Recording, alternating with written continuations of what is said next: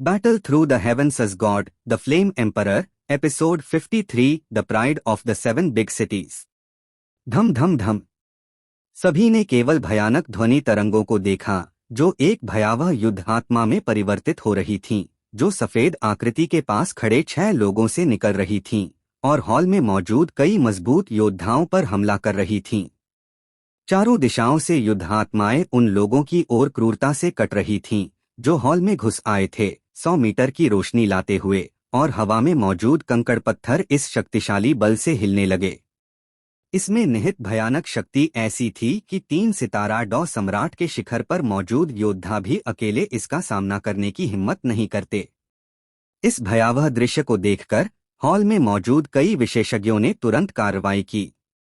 वे यह भी स्पष्ट रूप से समझते थे कि चूंकि वे अंतिम हॉल में प्रवेश कर चुके हैं, पहले सामने खड़े 7 संरक्षकों को हराना होगा, तभी अमर स्तर की युद्ध कौशल और उससे भी अधिक कीमती सृजन के लिए प्रतिस्पर्धा का मौका मिलेगा, अन्यथा उससे पहले की सारी प्रतिस्पर्धा बेकार होगी।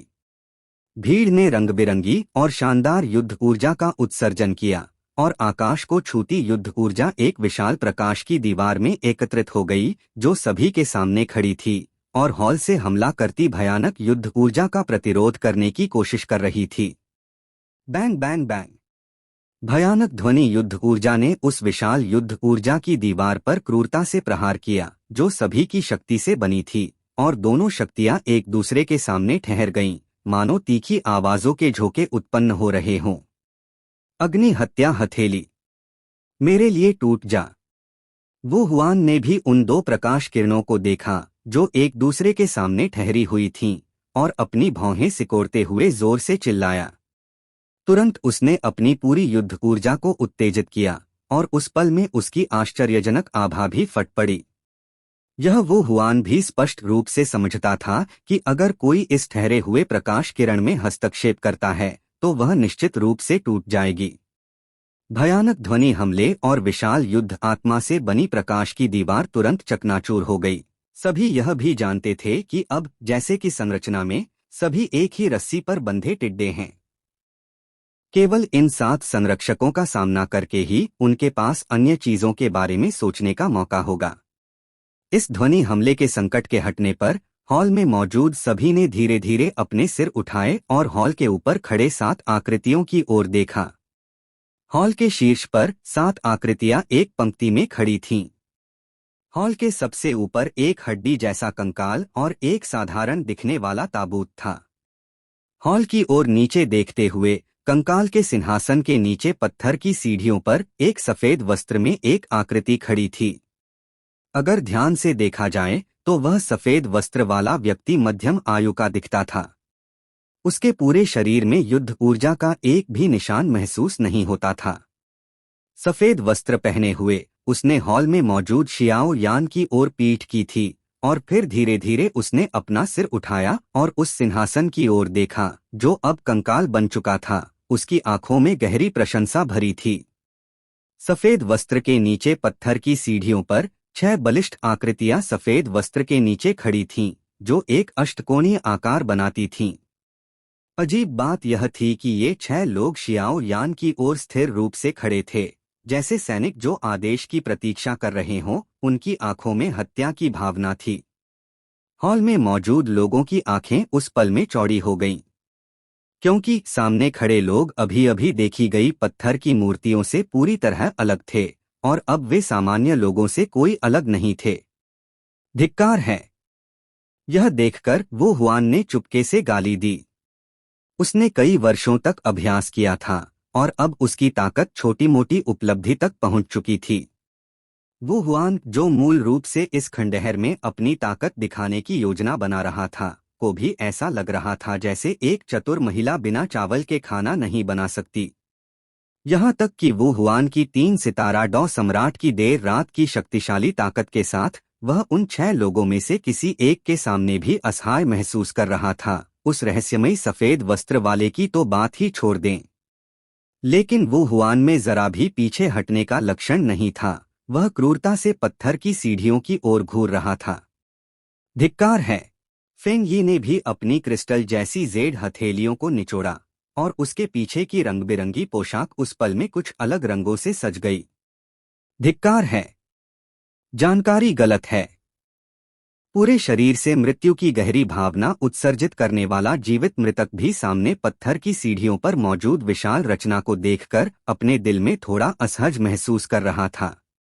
यहाँ तक कि अगर हॉल में मौजूद सभी लोग अपनी पूरी ताकत लगा दें तो इन 6 लोगों से निपटना काफी मुश्किल होगा। उस रहस्यमयी सफेद वस्त्र वाले की तो बात ही छोड़ दें।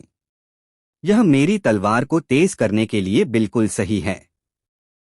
एक भूरे रंग के लबादे में एक युवक की आंखों पर काला कपड़ा लपेटा हुआ था, जो अदृश्य रूप से एक आश्चर्यजनक और भयावह आभा उत्सर्जित कर रहा था। लेकिन यह उस भूरे लबादे वाले व्यक्ति की आंखों में गहरी उत्साह को छिपा नहीं सका। भूरे लबादे वाले व्यक्ति के बोलने से पहले उसने धीरे धीरे एक हाथ से अपनी पीठ पर रखी काली तलवार को छुआ और दूसरे हाथ से अपनी माथे और आंखों पर बंधे काले कपड़े को छुआ। यह रूप स्पष्ट रूप से एक ऐसी जगह थी जहां वह वास्तव में अपनी तलवार को तेज कर सकता था। तो भूरे लबादे वाला व्यक्ति भला कैसे पीछे हट सकता था? हाँ हाँ शियाओहान, क्या तुम डर गई हो? एक नाजुक लड़की के कोमल कंधों पर एक बर्फनीली चिड़िया पत्थर की सीढ़ियों पर मौजूद भयानक लोगों को देख रही थी। लेकिन उस चिड़िया ने नाजुक लड़की के शब्दों को सुना और उससे एक आश्चर्यजनक ठंडक निकली, जैसे कि वह लड़की को संकेत दे रही हो कि वह बिल्कुल भी डर नहीं रही है।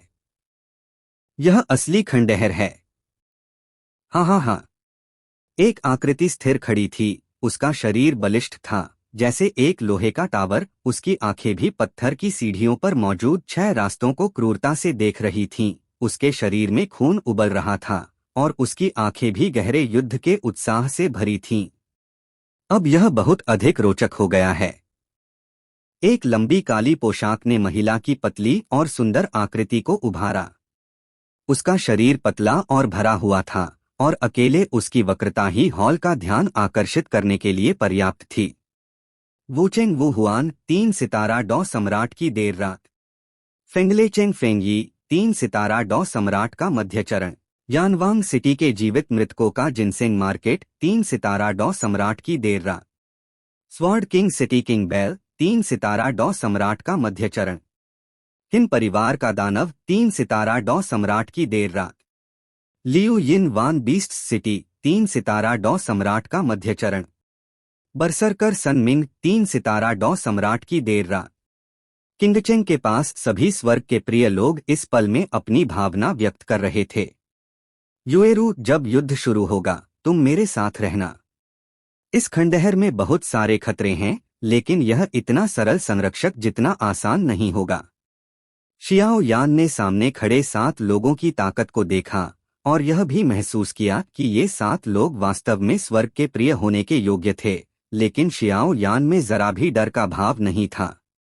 हाँ, युएरू ने भी धीरे से सहमति दी और फिर उसकी पतली जेड हथेली ने अपने माथे को छुआ, जैसे कि कुछ तैयार हो रहा हो।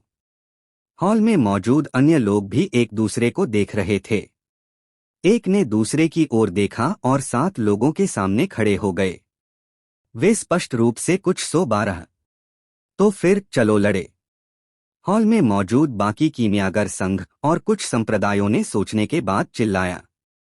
स्पष्ट रूप से थोड़े समय के विचार और तौल के बाद जिन लोगों ने अपनी राय व्यक्त नहीं की थी, वे भी स्पष्ट रूप से समझते थे कि चूंकि वे सभी खजाने के लिए आए हैं तो खाली हाथ कैसे लौट सकते हैं।